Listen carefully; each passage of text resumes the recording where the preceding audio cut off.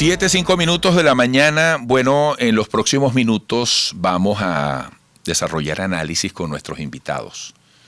Desde ya, mientras intentamos el contacto, les adelanto que la primera entrevista de hoy será con John Magdaleno, quien es magíster en ciencias políticas, especialista en análisis de datos, politólogo, profesor del IESA, de la Católica y de la UCB, director de la consultora Polity. Mientras contactamos a John Magdaleno, rápidamente, amigos, según el Banco Central de Venezuela, el dólar está a 4.123.464,32, el euro a 4.817.855,71. Aprovecho mientras hacemos el contacto para decirles que 2001 destaca: parejas viven arrimadas por altos alquileres. Buen titular, investigativo. Experto explica que convivir en estas condiciones puede generar discrepancias en la relación. Una caraqueña que pasa por esta situación con su esposo cuenta que al intentar arrendar le pidieron más de 4 meses de depósito en dólares. Oficialismo evalúa cooperación con el ALBA, exhortan a cuidar alimentación de los niños. Correo del Orinoco, 5.000 funcionarios resguardarán plan vacacional comunitario 2021. Venezuela realizará plan expansivo de vacunación por variante Delta. Esto lo dice Delcy Rodríguez. Gobierno donó 5.000 pruebas de despistaje COVID-19 a Dominica. Últimas noticias: Maduro pide unidad al chavismo para ganar el 21N. El mandatario se reunió con el alto mando político del PSV. Elliot Abrams sugiere liquidar el interinato. El ex representante de Estados Unidos para Venezuela dijo que la administración de Joe Biden debe apoyar a la oposición si ésta decide participar en el proceso electoral del 21 de noviembre. Con impuestos a las clínicas se financiaría la salud pública. Médico Vicente Diegues propone crear superintendencia para recabar fondos en las instituciones privadas. Atienden a familias afectadas por las lluvias. Por no usar tapabocas multan a Bolsonaro. Es la 6ª vez que al mandatario le aplican la sanción por el mismo motivo. Y líder dice el más grande, 500 jonrones. El día más esperado del béisbol venezolano vio la luz ayer con el jonrón 500 de Miguel Cabrera en las Grandes Ligas. Fue en la ciudad de Toronto y ante los azulejos que el slugger de los Tigres de Detroit coronó una de sus más grandes hazañas como pelotero. Solo lo espera su hit 3000 y su segunda exaltación al Salón de la Fama. Bueno, qué interesante. Solo 28 peloteros han dado 500 o más jonrones en la Major League Baseball. Qué interesante como nuestro querido Carlos Balmores Rodríguez en la parte anterior definía el por qué Miguel Cabrera pudiera ser considerado, según él lo planteaba, el mejor pelotero venezolano de todos los tiempos, que es mucho decir. Él decía: me pregunto, ¿cuántos deportistas venezolanos han dominado su disciplina como lo ha hecho Miguel Cabrera en su carrera de casi 20 años? Qué pregunta tan interesante de un conocedor del deporte. Bueno, ya estamos listos para conversar con John Magdaleno. John, ya presenté brevemente tu currículum. Aprovecho para saludarte directamente. Bienvenido, buenos días. Hola Eduardo, buen día. Un placer saludarte a ti y un placer saludar a tus oyentes, desde luego. Gracias, John, gracias por aceptar nuestra invitación. Mira, ya prácticamente se está acabando agosto. ¿Cómo has visto el pronunciamiento, digamos, progresivo, graneado de la oposición, o como muchos dicen, las oposiciones, en cuanto a participar el 21 de noviembre? ¿Cómo lo has visto en función de los tiempos de la política, en el contexto actual que vive el país? Bueno, Eduardo, en general te podría decir que creo, para empezar, que el clima de opinión ha estado cambiando desde el año pasado para acá. En concreto, este año ya se han registrado varios estudios de opinión, incluso algunos de cobertura nacional, en los que se señala que más de la mitad de las muestras, primero, está seguro de ir a votar. En una encuesta de Delfos que cerró en los primeros días del mes de julio de este año, se registraba 53% de entrevistados que declaraban estar seguros de ir a votar. En una encuesta posterior, si la memoria no me falla, del mes de agosto, a principios de agosto de Datincorp ofrecía una cifra bastante similar, creo que 50 o 51% de entrevistados seguros de ir a votar. Y en el caso de la encuesta de Delfos había un 22% adicional que decía quizás sí iría. Y creo recordar que también en la encuesta de Datincorp había algo equivalente. Así que, en primer lugar, creo que el clima de opinión se ha estado moviendo y en parte a eso respondido, me parece, los pronunciamientos de una parte de un sector de la oposición venezolana, aunque para mi propio gusto, los pronunciamientos que todavía faltan, obviamente, a escasos días de que cierre el primer lapso de postulaciones, plantea un problema de coordinación estratégica para toda la oposición política, obviamente me refiero a la dirección de oposición. Entonces, bueno, por un lado es un avance, pero por otro lado, declaraciones incompletas, factores que no terminan de pronunciarse, repito, plantean un problema de acción colectiva, de coordinación estratégica entre toda la oposición. John, generalmente lo que no se atiende en su momento se acumula y se va convirtiendo en un problema más complejo en el tiempo. ¿Qué significa para ti, una vez que hayamos pasado por el 21N, el año 2022, cuando incluso hay grupos que ya están promoviendo la realización de un referéndum revocatorio, incluyendo el hecho de que el 2024 puede estar más cerca de lo que muchos esperan, ¿no? O de lo que muchos calculan? Bueno, tiendo a estar de acuerdo contigo, Eduardo. Tiendo a estar de acuerdo porque el 22, sea que se intente o no la convocatoria a un referéndum revocatorio en este caso, obviamente va a demandar mucha movilización social y política por parte de los venezolanos. Repito, no solo para solicitar la convocatoria al referéndum en el caso de que así se decida entre amplios sectores de la oposición, sino también se va a requerir una importantísima movilización social y política para hacerle frente a las violaciones que todavía continuarían produciéndose en el territorio nacional por parte de las autoridades. Y esto obviamente me conduce a una tesis conforme a la cual he venido sosteniendo que para elevarle el costo al régimen político por eventuales violaciones o nuevas violaciones, obviamente hace falta la constitución de una poderosa fuerza social que precisamente visibilice esas demandas y proteste de forma no violenta esas violaciones. Entre otras cosas porque no hay muchos canales disponibles frente a regímenes de este tipo para precisamente evitar el avance en la dirección de violaciones. Solo dos a la hora de constituir una fuente de presión interna serían los que en mi opinión podrían arrojar algún resultado. Ya mencioné el primero, la protesta no violenta, pero obviamente si es organizada, articulada, coordinada, si hay formación para ello, obviamente si hay planificación para ello, y sobre todo, Eduardo, si es verdaderamente masiva. Es decir, las protestas que realmente imponen costos son protestas genuinamente masivas. Hay un par de autoras, Erika Chenoweth y María Estefan, que en un libro del año 2011 estiman un umbral aproximado a partir del cual las protestas son cada vez más masivas y generan costos, y ese umbral está por el orden del 3.5% de la población. Sacando esa contabilidad respecto de los 26 millones de habitantes que todavía parecemos quedar en Venezuela, eso equivale a cerca de 1 millón de personas, Eduardo.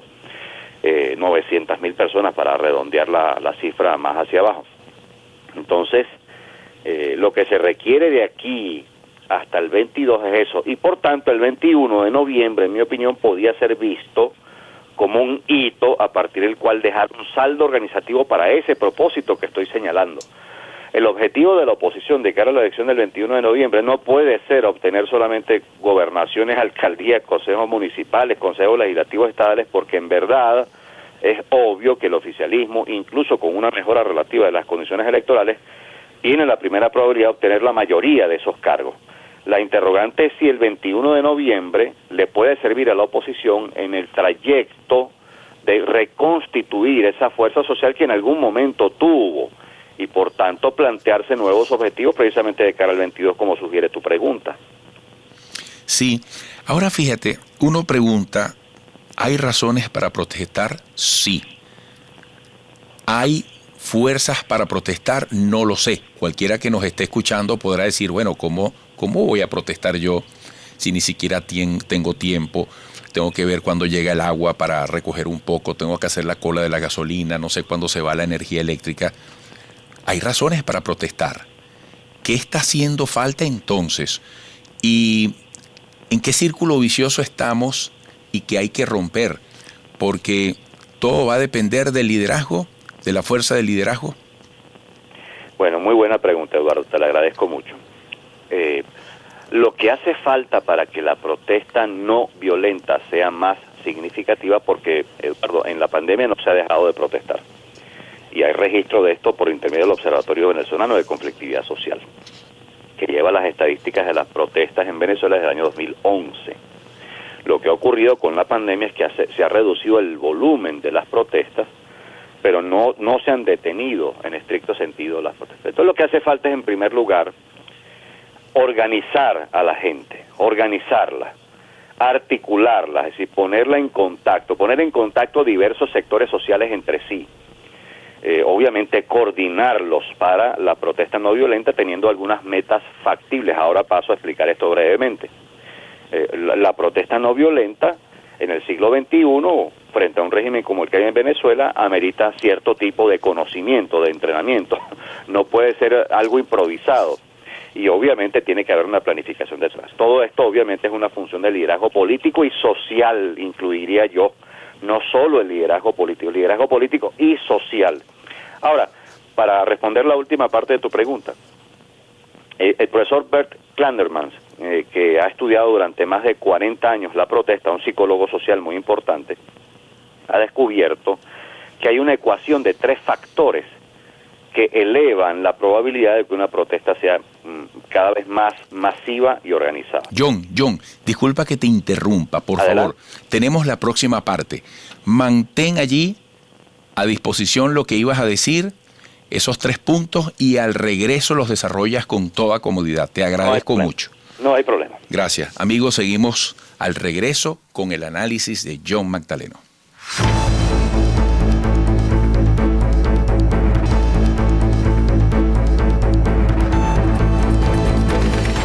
7:20 minutos. John Magdaleno, por favor, de nuevo, disculpa la interrupción anterior, retoma el punto que querías desarrollar. Gracias, Eduardo. No te preocupes, pues yo entiendo bien los tiempos y la dinámica de la radio y de los medios en general, pero en el caso que comentaba, decía que hay un famoso psicólogo social, Bert Klandermans, que se ha dedicado a estudiar durante más de 40 años el fenómeno de la protesta colectiva, la acción colectiva en general, pero sobre todo la protesta.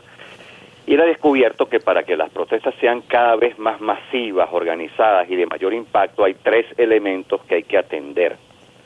El primero, dice Klandermans, metas factibles estimulan mayor movilización social. Es decir, metas cuyo logro se perciba sean realizables, sean alcanzables. Esto evidentemente estimula la movilización, porque la gente interpreta que cuando se moviliza lo haría por una causa que en efecto está a su alcance. El segundo elemento de la ecuación de Klandermans es cuando referentes con buena imagen se movilizan, no solo que se comprometen retóricamente, sino que se movilizan junto con la gente. Obviamente estoy pensando no solo en líderes políticos, no solo en líderes culturales, sino también deportivos, artistas, medios de comunicadores sociales, referentes de los medios de comunicación, líderes culturales en general. Cuando ellos se movilizan y esos referentes gozan de muy buena imagen en la sociedad, evidentemente eso estimula a la gente a movilizarse. Y en tercer lugar, Klandermans plantea que la ecuación de costos y beneficios asociada a la movilización obviamente tiene que dejar un saldo positivo para los beneficios. Es decir, todo el mundo, especialmente de cara a este tipo de regímenes, calcula, estima si su movilización puede arrojar algún beneficio ulterior en contraste con los costos que estarían asociados. Si la ecuación es favorable, en este último caso, a los beneficios, entonces eso también estimula a mucha más gente a movilizar. Así que recapitulando, metas factibles, referentes con buena imagen y un cálculo de costos y beneficios que favorece a los beneficios estimulan a la gente a movilizarse. Entonces ya tenemos la respuesta a la pregunta completa. ¿Qué hace falta? Evidentemente una mayor articulación entre sectores sociales, pero esta es una función del liderazgo político y social: organización, articulación, coordinación, entrenamiento, formación, planificación. Todas estas son funciones que le corresponderían al liderazgo político y social. Y en segundo término, atender los elementos de la ecuación de Clanderman. Es decir, para poder estimular este tipo de manifestaciones o de movilización en general, haría falta atender seriamente las recomendaciones de Clanderman. John, ¿cómo has visto hasta ahora el impulso al diálogo? Bueno, Eduardo, el diálogo está en su primera etapa nuevamente, una nueva ronda alrededor de la cual hay mucho escepticismo entre sectores de la población. Yo personalmente tengo cautela y prudencia respecto a esta nueva ronda, en un doble sentido. Tengo cautela porque todavía es muy temprano para anticipar eventuales resultados o eventuales conclusiones de esta nueva ronda, y en segundo término, porque en esta oportunidad sí percibo que hay, cuando menos, un par de incentivos mutuos que tienen, por un lado, el gobierno y por otro lado la oposición para asistir. En el caso del gobierno, de los representantes del gobierno, el principal incentivo es evidentemente disminuir la presión externa e interna, podría agregarse, pero fundamentalmente la externa, que está asociada a las sanciones internacionales y al destino de la causa venezolana en la Corte Penal Internacional. Ahí hay un incentivo muy concreto. El gobierno desea o bien el levantamiento de las sanciones o bien su flexibilización al máximo, hasta donde sea posible. Ahí hay unos incentivos concretos, repito, al margen de el destino de la causa de la Corte Penal Internacional, que también debe ser un asunto que tiene preocupado a algunos de los principales representantes del gobierno y que equivale a una nueva fuente de presión externa. Y la oposición, precisamente después de estos 4 años, también necesita exhibir algún avance en materia de restitución de garantías constitucionales. Así que en esta oportunidad me parece que ambos tienen un incentivo concreto como para hacer su mejor esfuerzo de cara a la negociación. ¿Esto significa que la negociación va a arrojar resultados positivos? No lo sabemos, la verdad. Lo que está ocurriendo es que se firmó un memorando de entendimiento en el que las partes evidentemente ponen de relieve su intención de avanzar en esta dirección, pero bueno, los procesos de negociación son complejos y hay que esperar para ver si en efecto se arrojan algunos resultados concretos. Así es. John, como siempre agradecido. Gracias por estos minutos. Hasta pronto. A la orden siempre, estimado Eduardo. Feliz día para todos. Feliz día. Un gran abrazo para John Magdaleno, magíster en Ciencias Políticas, especialista en análisis de datos, politólogo, profesor del IESA, la UCAP y la UCB, director de la consultora Polity. Como él ha dicho, en resumen, hay que tener paciencia y al mismo tiempo trabajar por la paz, las soluciones, la democracia y una mejor convivencia que nos incluya a todos. Volveremos.